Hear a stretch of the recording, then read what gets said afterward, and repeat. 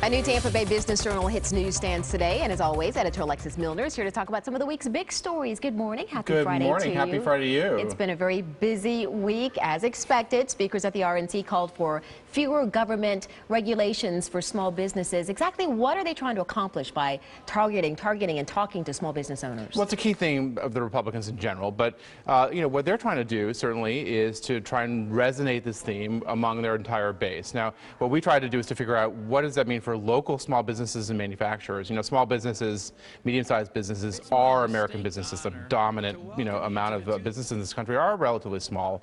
And we talked to some manufacturers and some folks that work in the industry, and they're saying that the pendulum swung all the way. I mean, that they're dealing with things like carbon emission regulations and intangible property taxes and the things the businesses need to grow, permitting. And so when the RNC, especially on Tuesday night, brought up this We Built It theme and had speakers talking specifically to this whole notion of, what does it take to really get business going again, is to be unfettered and free of some of this stuff. So as they try to get a bounce out of this convention and to try and resonate these themes, they're hoping that a lot of other small business owners will jump on board, and it'll propel them to the win. And keeping with small business owners, a lot of them in the area were hoping to cash in on the convention, but some have complained that actually they've seen business drop this week. What's going to be the outcome? Well, I think that's interesting. I mean, I think overall, when we look back, what a week for a lot of tired journalists around. But I think that and we've been downtown and we've seen it's been very tight security, incredible success in terms of not a lot of incidents, but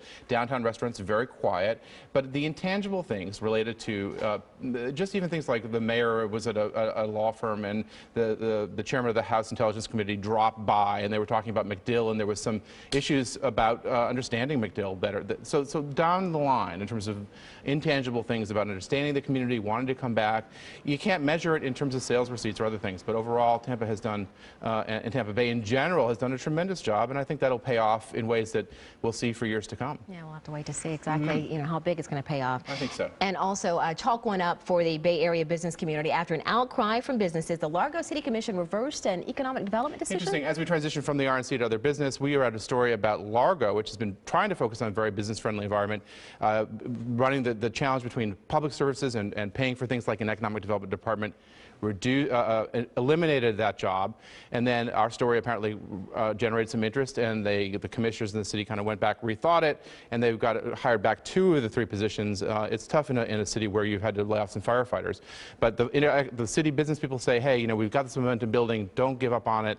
And we are, the small business community, back to small business, wants to sort of fuel, continue growth. And so it's sort of an interesting story about economic development and how important it is persevering, especially when businesses need the support of the government. Well, congratulations to you guys. That's what we get in the business to do, to make a difference. To force some change. Absolutely. Right. Thank you, Dia. Good for you guys. Appreciate it.